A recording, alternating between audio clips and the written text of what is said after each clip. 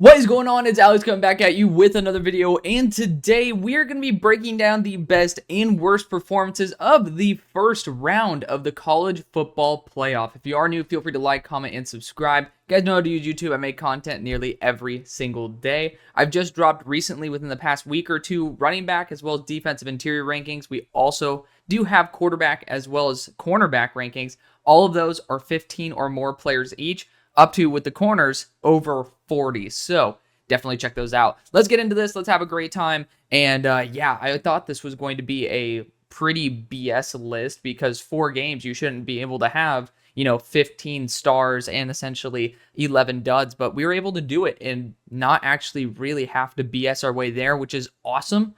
So we're in for a real good treat because it was a really solid weekend of football, not necessarily super fun, but a lot of players did show out. So even though it broke my heart as an SMU fan to be able to see, well, I'm technically a Penn State fan as well. I'm an SMU alum, so I have my heart on both sides, but watching one team whoop the other one wasn't necessarily too awesome. But starting out with our superstars of the week, we got JT Tuimoloau, who's been on this list a plethora of times.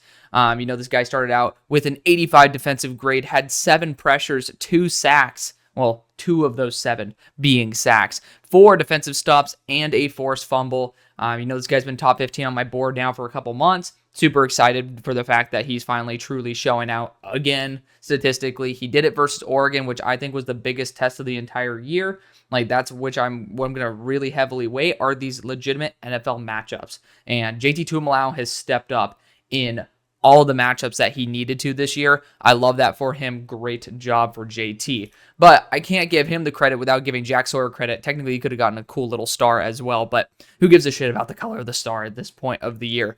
Regardless, Jack Sawyer did a phenomenal job as well, pretty much mirroring the exact same profile. 7 pressures, 2 of those being sacks, and 4 defensive stops. Not a defensive fumble or a forced fumble, which is why I'm sure it's 75 instead of 85 grade. But regardless, Jack Sawyer did a phenomenal job as well. Props to both of them. They did a really, really good job. Jaden Blue is next. Jaden Blue's been an absolute stud this year, just not used enough. We will be talking about the other Texas running back before you rush to the comments, but Jaden Blue had a true all-star performance this week. 14 carries, 146 yards, 2 touchdowns, 3 missed tackles forced. On top of that, he was targeted twice in the receiving game, caught 2 of those balls, technically. Caught both of them, and then added 31 yards on top of that. So grand total, 16 touches. What is that? 177 yards and 2 touchdowns. Masterful performance as they ended up dominating Clemson. Then we go to Will Howard. Will Howard, this dude ended up having a performance of the ages, right? Not necessarily the ages. He did a really good job. 29 throws, 24 completions, 311 yards, 2 touchdowns, and interception. But the best thing is 3 big-time throws, 0 turnover-worthy plays. Will Howard is just so up and down, and I don't really blame him because his offensive line's been crap this year, but when the offensive line's been adequate, I think this guy's done a great job. Those recent was my QB4, even before Drew Aller ended up deciding to go back to school. Granted, again, you guys know I'm pretty down on the QB class, so it's not like I'm trying to say he is a first-round kind of guy. I do think he would be someone who I'd be willing to take at the end of the 3rd. And I think that's a really solid place for him to go. I think he does slip into day 3. Doesn't really matter, again, for a team that's maybe looking for someone who could potentially step up and compete. I think that this guy has made some really quality NFL throws, and he's stepping up in a big game like this one after he had that dud versus Michigan. Then we got Brandon Crossley here, SMU corner. He never really stood out to me in person, but he did a damn good job this week. He had a 69 defensive grade, so that already is off to a nice start. But he was thrown out 4 times. He allowed a goose egg in terms of receptions, 0. Obviously 0 yards, and he had an interception and a pass breakup. Great job for Crossley. SMU guys, I technically could have put Elijah Roberts could have been on the superstar list, especially after straight up leveling that left tackle, but he's on this list right here. So we'll talk about him in a second.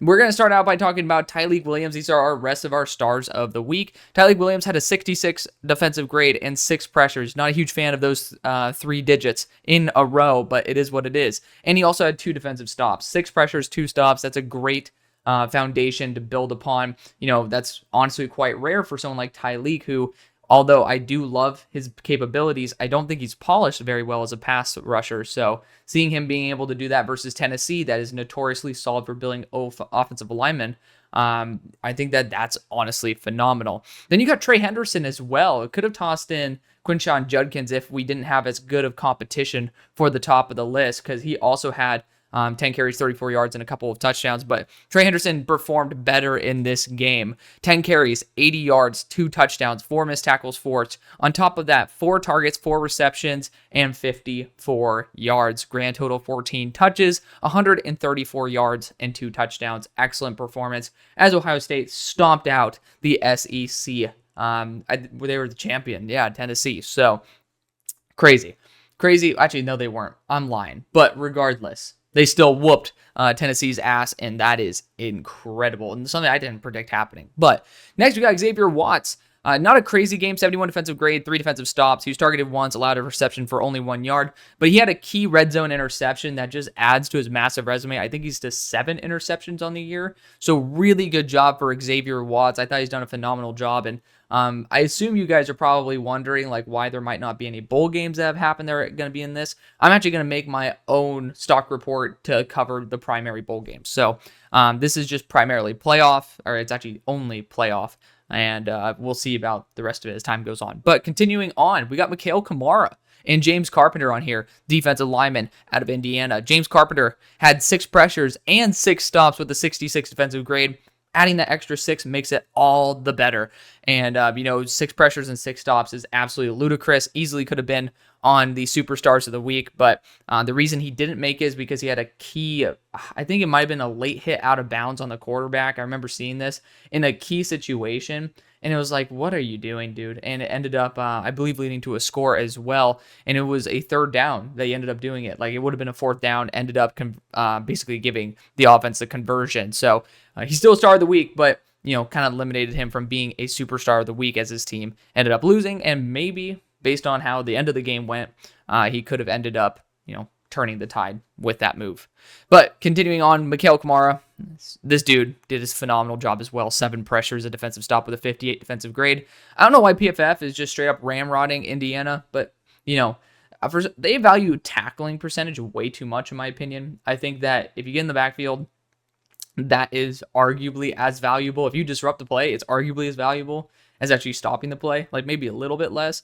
And they just, for some reason, like to ramrod players for, being overly aggressive. It is what it is, but Mikhail Kamara did a phenomenal job. Then we got the Penn State edge rushers, Abdul Carter and Denny Dennis Sutton. I did end up, I pulled one right there to be able to fit more dudes on this list. I hope you guys love that. But Abdul Carter, 71 defensive grade, 5 pressures, 2 defensive stops. Danny Dennis Sutton, 67 defensive grade, 6 pressures, and 3 stops. Abdul had a sack, and I think Danny had 2 sacks. So, they dominated SMU's offensive line, did a phenomenal job overall. And to be fair, I will say, cannot give full credit to them beating the pass rushers, because Kevin Jennings made it pretty easy. And we'll talk about him soon enough. But, I did include him in this. So yeah, we'll have our Kevin Jennings rant in a little bit. But regardless, these guys did a great job with the opportunities they were given. And, a trio of sacks between the two is the perfect icing on the cake.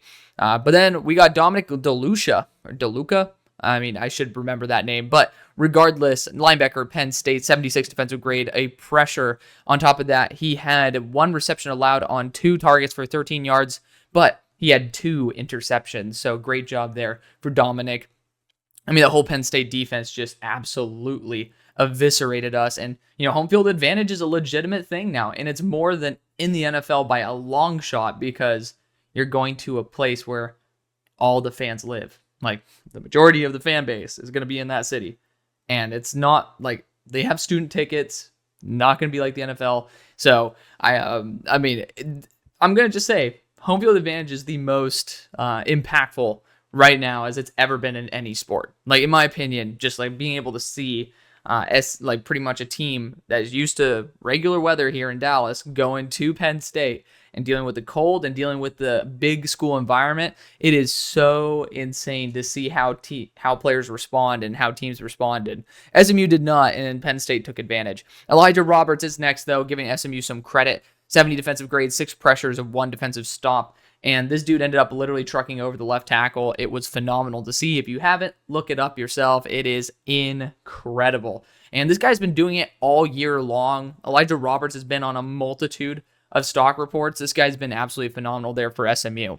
Jahdae Barron is also on here, another guy who's always on this list. 78 defensive grade, defensive pressure, 2 defensive stops, and targeted 8 times, allowing 4 receptions for only 23 yards with a duo of pass breakups. Good job for Jahdae Barron. And then going to the other side of the ball there for Texas, we have Quintravian Wisner. And, I couldn't give Jaden Blue the credit when this guy essentially did a really, really good performance as well with 15 carries, 110 yards, and 2 touchdowns with 3 missed tackles forced. This guy did a phenomenal job, and the ground game really did just absolutely destroy Clemson, and got to give credit to both those guys.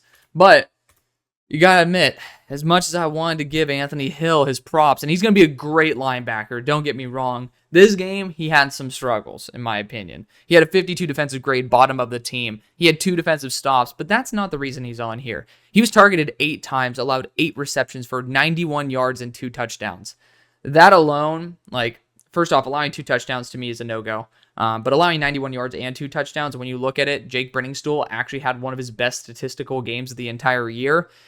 I know that's just a young moment for Anthony. He's still a little bit on the lighter side, 6'3", 235. Wanting to see that weight up to 245 when you go to the NFL at 6'3", if you're going to be a Mike linebacker, and I think he should be, especially if he's being considered as a first-round guy next year. I'm hoping for him, and I think he's definitely going to get there, but everybody has a struggle game. Even Jihad Campbell had a game this year where he allowed 80 yards. So it's not an indictment on his character. Just, again, this is a week-by-week basis.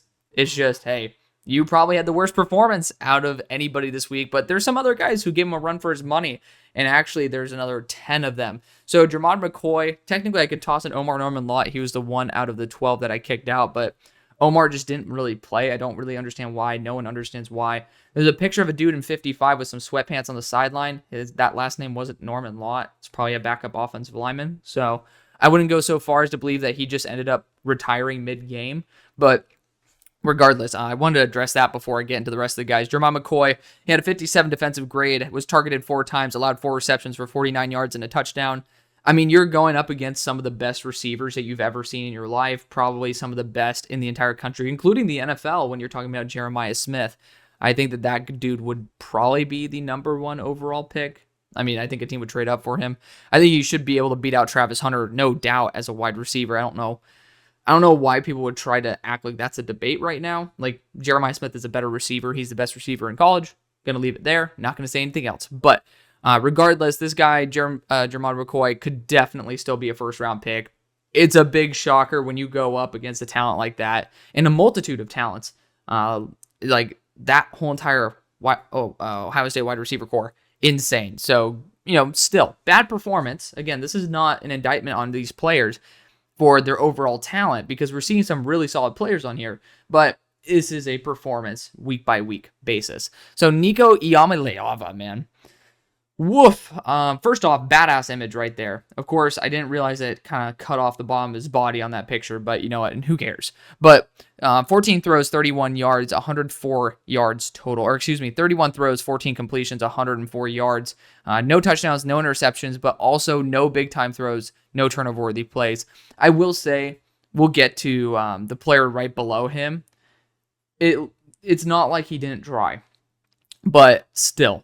Regardless, 16 carries as well, 82 yards, 2 touchdowns, a fumble with 4 missed tackles forced.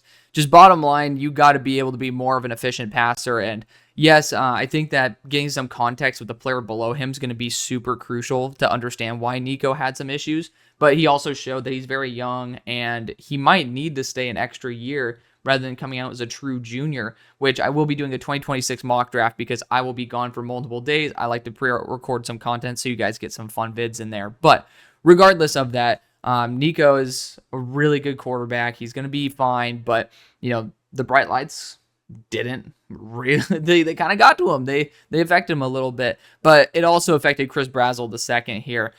He's deep threat, 6'5", flies, but targeted 8 times, caught 1 ball for 8 yards.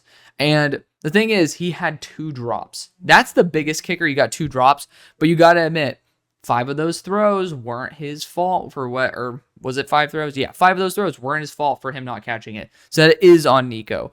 But Chris, he is somebody who has had this issue before. I've watched him, and he's not super duper reliable. He's somebody who I really wanted to love more, but he's a really good athlete. Hopefully he gets on the jugs machine. Same thing with someone who I'm going to mention close to the end in Bo Collins. But, just some of these dudes, I don't understand how you don't know how to catch the ball and you are a college wide receiver. I mean, it's kind of a big part of your job.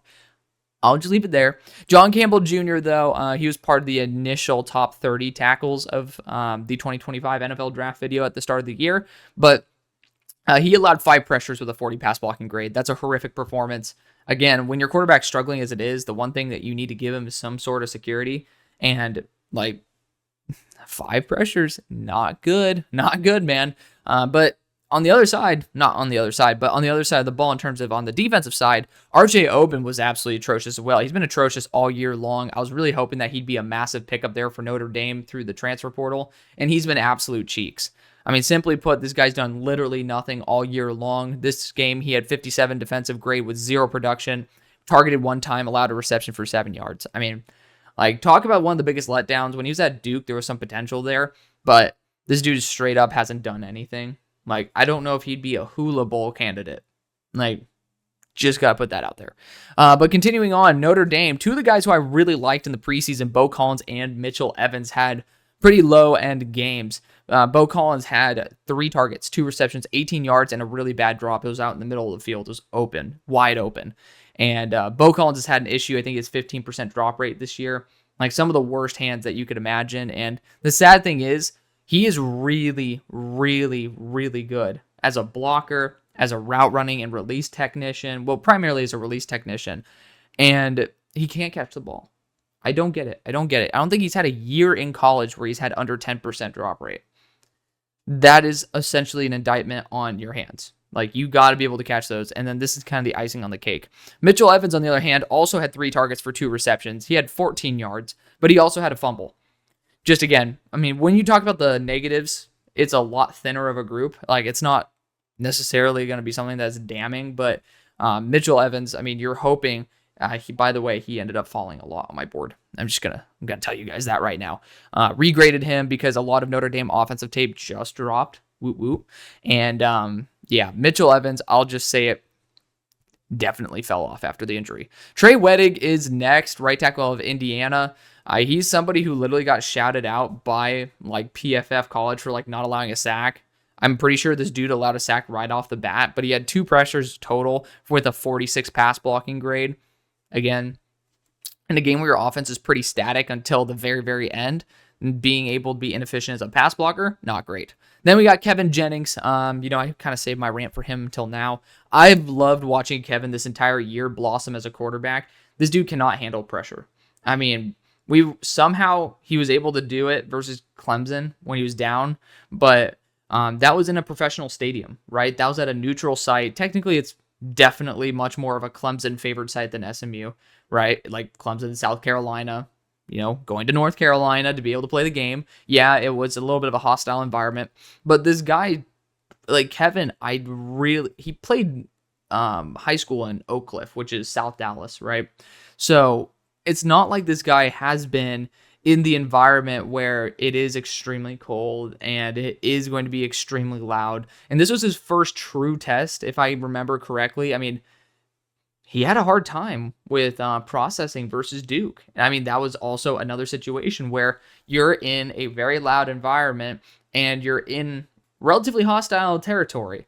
And when it comes to the environment, uncomfortable, and he ended up throwing 3 interceptions. Did the same thing against Penn State, right? He had 20 completions on 36 throws, 195 yards, a touchdown, 3 interceptions. He did have 3 big-time throws, but on top of that, 3 turnover-worthy plays. And I was really hoping he'd do more as a rusher, 5 carries for 10 yards. And that's just because Penn State did such a good job with their edge rushers, pretty much shutting down any possibility of him being able to run. Just Kevin Jennings, bottom line, he really showed how raw he was, and he is under 200 pounds. So we're not talking about him as an NFL quarterback, but when we're trying to talk about SMU's chance next year, because Preston Stone just transferred to Northwestern, it's a little bit scary. It's a little bit scary because if we are on that fringe again where we didn't win the ACC, I feel like the committee will be choosing against us because it's like, yeah, we've proven that we can't handle the truly stressful environment of the top teams in the top cities. So a little bit worrisome there. Kevin Jennings definitely could have performed a lot better. Tristan Lee is last. I love Tristan Lee to death. I think this dude's like a very high character guy, great motor, great run blocker, but as a pass blocker, I had my issues with him. Coming into the year, he allowed 4 pressures this past game for 38 pass blocking grade as well. So, nobody on Texas necessarily did unbelievably well, but I think it was Baron Sorrell who actually used to play down there he actually stayed in Austin, Texas, because he used to play there in Westlake, Texas with Cade Klubnik. Ended up having a pretty solid day with 4 pressures, and pretty sure the majority of those were attributed to Tristan Lee. So hoping that Tristan can end up finding his footing and being able to bounce back in the offseason. But Tristan Lee, still a really good player. Actually, one of the guys who I do like because I wanted to leave him at the end because I wanted to end on a high note. But thank you so much for watching. I love you. See you on the far side. Peace.